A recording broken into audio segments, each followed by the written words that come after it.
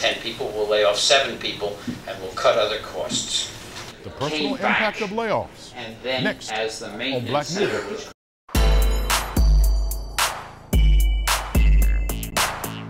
Hello and welcome to Black Nouveau. I'm Milton, Dockery. And I'm Faithe. We're glad you could join us.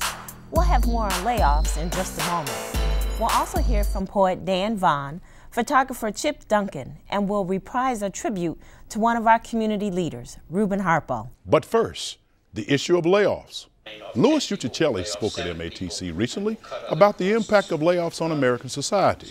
His book, The Disposeable American, argues that the nation has accepted a policy of layoffs when they are in fact counterproductive and inefficient. More importantly, he argues that layoffs have devastating psychological effects on individuals at all income levels. There's a distinction between the damage from unemployment, which is a period without wages, that's studied a lot, and the damage from the act of being laid off, from being told, go home, you're not wanted, you don't have value. It's never quite said that way, but that is for everyone.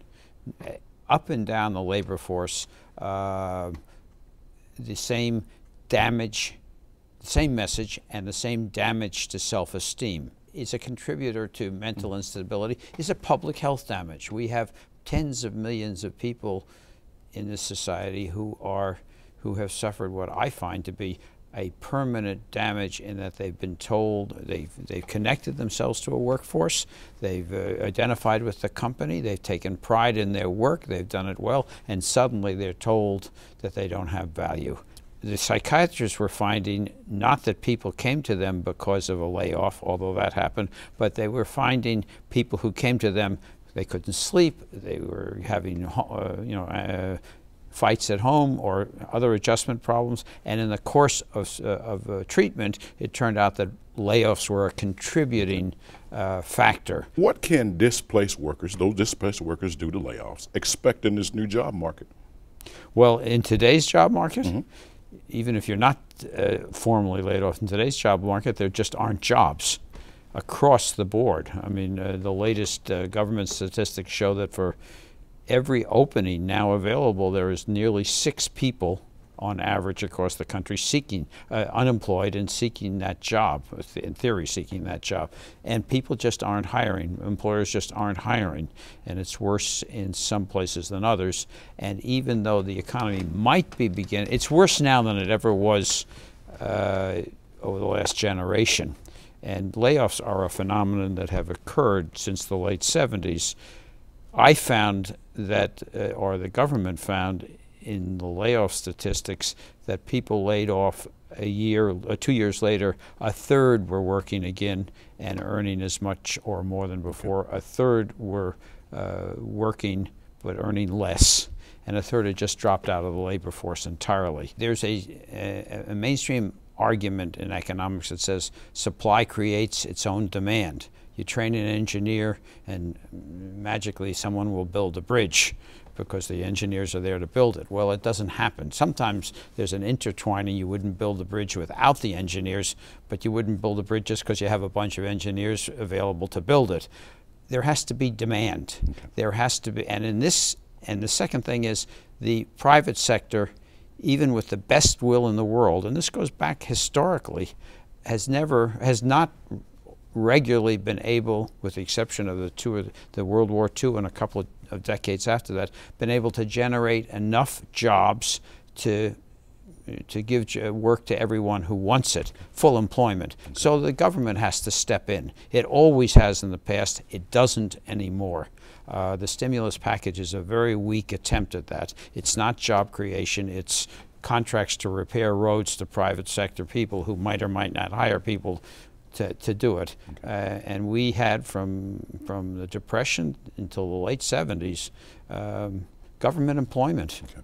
Well, thank you so much for joining us, sir. Thank you for having me.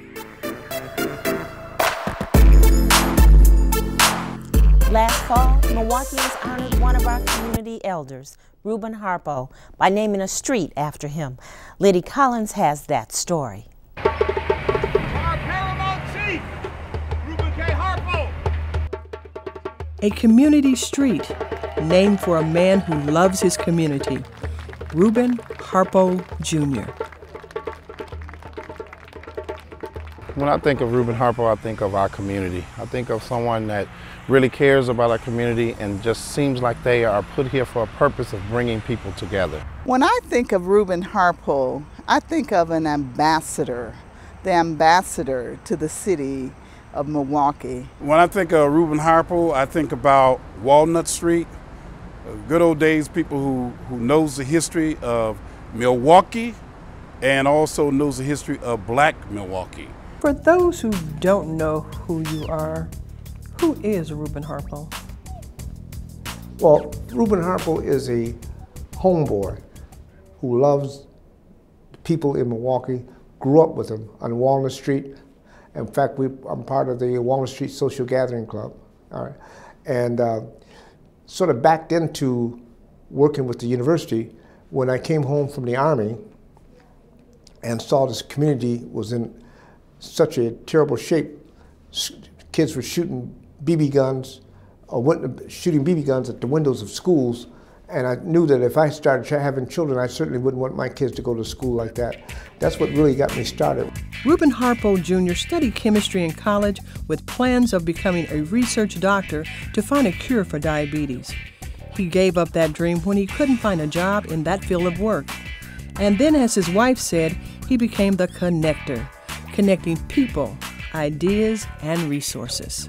He's committed to the community and especially children and education. And I think that is what drives him.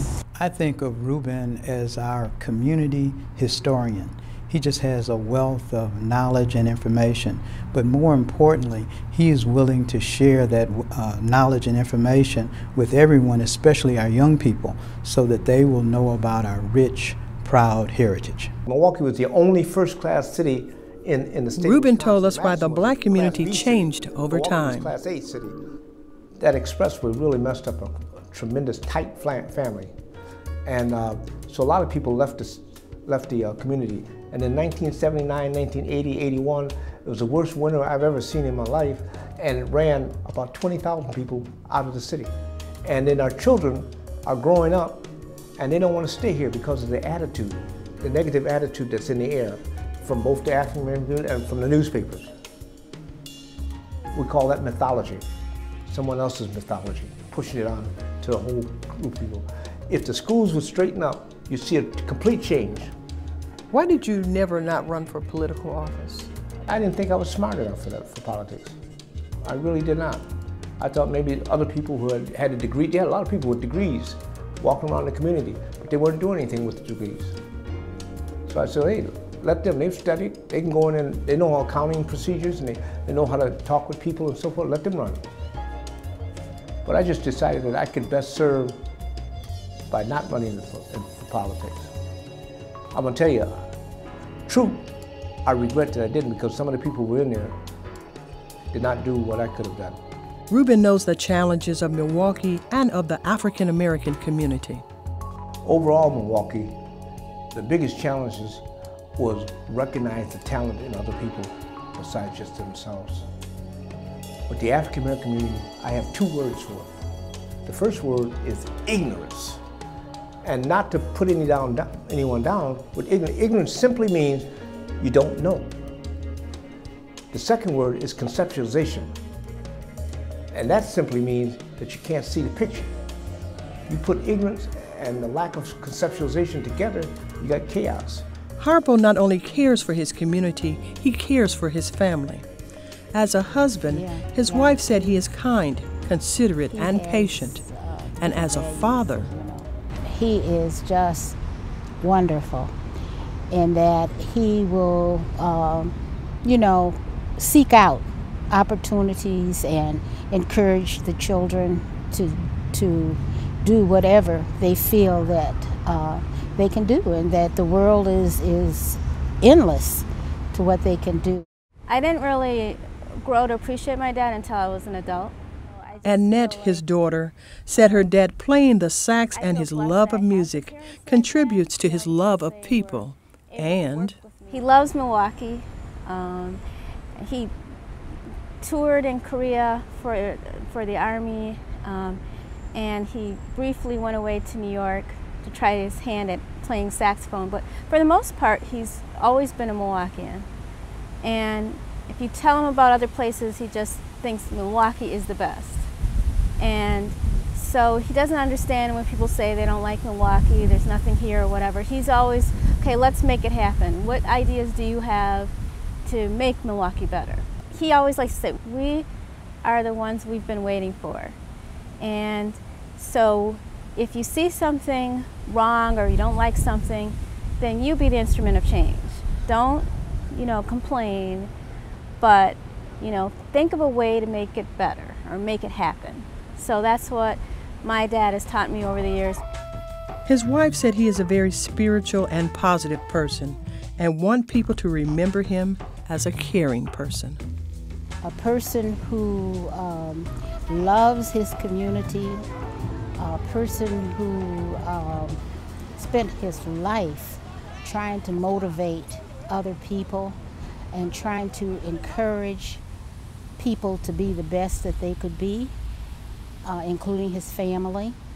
And I'd like for them also to remember an individual who thought beyond himself and thought about the impact our behavior has on the whole community. What do you think the people in the black community should focus on or work on?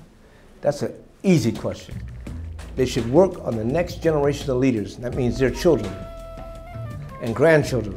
Make sure that they can read and make sure they do their homework. Because if not, if they don't, they'll be lost. I think we've been blessed to have a man such as Reuben in our lives. Reuben is a man that has constantly tried to bring about positive change within our community. The world has had Dr. Martin Luther King. Milwaukee's been blessed to have Reuben Harpo. I salute you, my brother.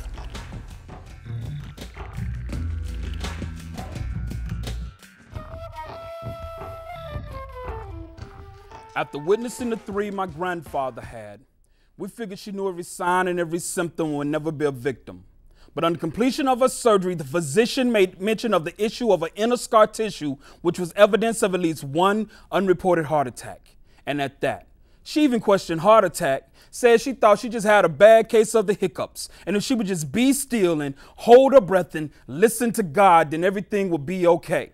Kind of like when she was 4 or 6, not really sure because only time knows her real age, living a life between slavery and sharecropping in a house where the foundation was no stronger than her father's 2 hands. It had to be the autumn or the spring when a summer breeze tangled with the winter wind and in the Mississippi sky twisted a tornado that reached down and destroyed every crop. And just as easily as you would pop the top to a lunar can, it tore the roof off the house and blew out all the walls and scattered all the furniture, but didn't touch not one of the 9 souls that sat kneeling, being still, holding their breath, and listening to God. Kind of like when she left her home, family in Mississippi for the first time for Chicago, her husband, and the perception of a better life, just to be sent back pregnant and alone until he made enough money to join her. Or like when her son had his first asthma attack with no inhaler, no pump, no Primatene mist, just a brown paper bag, and her faith in him, being still and holding his breath and listening to God. And that becomes her answer, her antidote to the Great Depression, World War II, civil rights, Jim Crow, Vietnam, failed crops, job stops, Ronald Reagan, George Bush, Gulf War, Twin Towers, poverty, wealth, sickness, and health. Just being still and holding a breath and listening to God. Just being still and holding a breath and listening to God. Just being still and holding a breath and listening to God. Just still, holding breath, God, still, holding breath, God, God, hiccups. And as I held her frail aged body, I felt the warmth and the strength of her soul as I told her that she looked good. Only for her to answer, BS boy, I done got old. And as we both laugh, I notice how the waves in her hair blend with the wrinkles in her forehead, resembling the tracks of a vinyl record, each space representing a groove that sings a life song that could only be sung by the one that's doing the living. and I listen to the songs, and I remember the stories, and I think back over my own life, the times when I've had emergencies with no plans, or the times that I've been caught in the midst of the storm, or the time when I've had heartache that I thought were nothing but the hiccups. Think back to the hiccups in your own life and just be still, hold your breath, and listen to shh, grandmama, I think I hear him.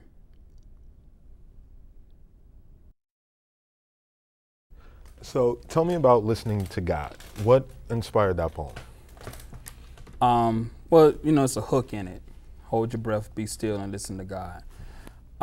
That was something that my grandmother used to tell us when we were growing up.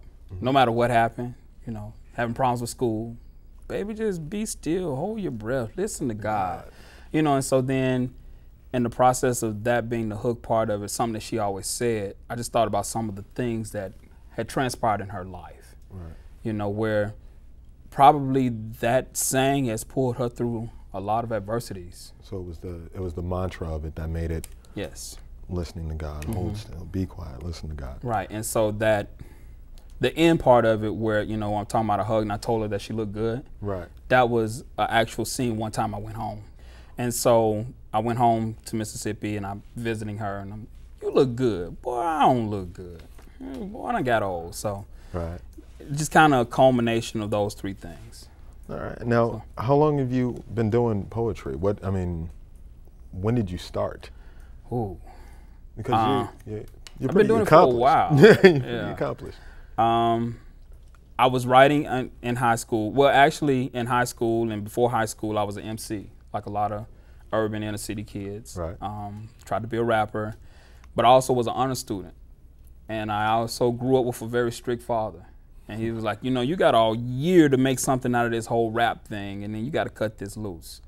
But at the same time, I was in honors and AP English in high school. So, you know, I was writing, wasn't really sharing it with people. You know, the 90s hit, the whole Love Jones phenomenon came in. People were like, okay, let's go to coffee shops and clubs and do poetry. Right. And, you know, I just kind of fell up in that, and then it was like, people liked it, you know. I think the thing that got me to start keeping my poetry was I was dating this girl in college, and I was writing these poems, but I was not sharing them with anyone. And I don't know what she was looking for, but she stumbled onto some poems. And so she was like, you know, you really ought to keep these. These are good. So I kept the poems and got rid of the girl. I was about to say, did you cut that loose? Cut right? that loose. What was she looking for? Is the problem? That's off-camera story. Right. Okay. So, are you working on anything in particular now? How can people get a hold of your poetry? How can they get to know Dan Vaughn better? Well, I have 2 CDs. One called I Dream. I have another CD called Listening to God, which is the last CD I did. And then I have a brand new CD that'll be out at the end of the month called Listening to God, actually. So that's actually the title track for the entire CD. So I'm working on that. That'll be out. Then I also have a novel that we're trying to produce and have out in the winter. Working with a publisher now. So that's the way you parlay this into something else. So the novel is my next big thing. All right. And for people who want to see you perform live in the city of Milwaukee, where would they go? I actually host a weekly show with Dr. Kelly with the Still Waters Collective on every Thursday night at Taste of Art Cafe on 47th in Lisbon. Okay. So we're there every Thursday night at 8 o'clock. I'm at various open mics at Nostalgia 2 with our Poetry Unplugged every Tuesday. Just kind of there as an open mic person, but I like the set, so I go there. You can catch me on Facebook, and my Facebook status always tell you where I'm going to be in the city and outside the city. Facebook under just my name, Dan Vaughn. All right, excellent. Well, thank you very much. Thank Mr. you. Vaughn. I appreciate it. No problem. Chip Duncan is an award-winning filmmaker and photographer whose cameras have captured the faces of people in some of the most challenging places around the world, including Afghanistan, Pakistan, and Darfur. He joins us now on Black Nouveau. Thanks for joining me, Chip. It's a pleasure to be here. Your new book is Enough to Go Around. What prompted it? Well, I've had the privilege of working in many parts of the world, and in a number of cases in crisis zones or very challenging places. I was asked to document the work of an NGO, Save the Children, in Afghanistan in 2005, and then following that we did a mission with Relief International in 2006 in Pakistan, and then in 2008 in Darfur with Relief International. So what I found was that people kept asking me stories, and one particular friend of mine would take the time to actually look at my photos when I'd get back, and she was very moved by some of the images and said, "What are you doing with this?" And interestingly, in the first two countries I'd written articles for the journal Sentinel. When I got back from Darfur, they weren't interested, and I thought, well, fine, I'll write a book. So I guess that's the answer, is I just decided to do it. Now, you're taking pictures of people of color all over the country. How does this tall, skinny white guy get a chance to take such intimate photographs of people? Well, I tend to be very patient on location. I work well with natural light, and so if I have a photographic specialty, it is natural light. I like working out of doors or indoors in natural light. So for starters, I'm not creating an environment where the subject would necessarily be intimidated. I also do something a lot of photographers internationally might not do, which is I don't change my attire. I don't try to hide the fact that I am a tall, skinny white guy, and a lot of times I'm in cultures where that's, sticks out. So I don't hide myself in the clothing I'm wearing. I'm a Westerner, I look Western. I tend to show my cameras right up front when I'm asking if I can take a picture. Oftentimes I find that a relationship can develop fairly quickly. And to a certain extent, it comes from patience. And I think sometimes it has to do with intention. I'm generally there for reasons that I consider good reasons, and not trying to take anything from anyone. What has this experience been like for you, traveling and taking photographs of people of color in these countries? Well, there's a chapter in the book called Facing Fear, Finding Hope. And I think that chapter really articulates what drives me, which is I tend to, if I feel fear, I ask myself why, and I try to make sure that I can discourage it, because most fear that I've faced in my lifetime has been irrational, not rational. And so I try and put whatever fear I might be experiencing around a place like Afghanistan or Pakistan, I try and put that behind me, and then embrace the lifestyle that I'm there to document. So a lot of times Westerners will go in and think that we have the answers. I try and go in and listen. I'm just trying to reverse the paradigm a lot of times. If they may have solutions that we've never considered, they may have problems that we are unfamiliar with, and the solutions might be things we couldn't imagine because we're not familiar with their circumstances. So every country, though, is different, and I've found that as much research as I do, I'm always prepared and unprepared at the same time. You're taking pictures of people's faces up close and personal versus places or things to tell your story. Why is that? As a videographer doing documentary work, which is that's the bulk of my career, I found that when I have a motion picture camera in my hand, I'm pretty good at shooting places and capturing the natural world in it, whether there's people there or not. So I've filmed ruins and temples and churches and synagogues and mosques all over the world. But what I've found that I'm enjoying about still photography is the one-on-one. And in video, a lot of times in a documentary, we don't make eye contact with the camera. In fact, we'll edit around a subject who's making eye contact with the camera, where in stills, what I've been enjoying is the process of looking directly into the eyes of the subject. And I find that once the comfort level is there, that it expresses a lot more intimacy. And to a certain extent, I'm looking for beauty. I'm looking for hope. I mean, I don't think it's good for us to be in a position where we're willing to bomb a place or attack a place without understanding the nature of the people that live there and who they are, and putting a human face on them. So I think when you see the cover of the book, for example, that's a woman who was photographed in a clinic, a small medical clinic in a refugee camp in Darfur. So when you think of the genocide, this is who the genocide is being perpetrated against. So, and it doesn't matter which picture you're looking at, they all have a story, and oftentimes a tragic story, but there's still people who, first of all, they're people, we should help them, and then in addition, they're people whose stories matter. And a lot of times we just see the negative side. We see the bombed out piece of artillery or the burned torso or something, and I want to put a human face on it, so we start to think differently about these places. How can our viewers get a copy of Enough to Go Around? Well, the book's available. I mean, you could go all the way from our website at duncanentertainment.com to Amazon, but I would hope that people would support a local bookstore here in Milwaukee, preferably an independent bookstore, but any bookstore. And if it's not sitting there when you walk in, just order it. They'll be able to track it down for you. Thank you for joining us, Jeff. It's been my pleasure. Thank you. You're welcome. And that wraps up this edition of Black Nouveau. As always, be safe. And remember, in the coming week, do something to expand your world. Good night.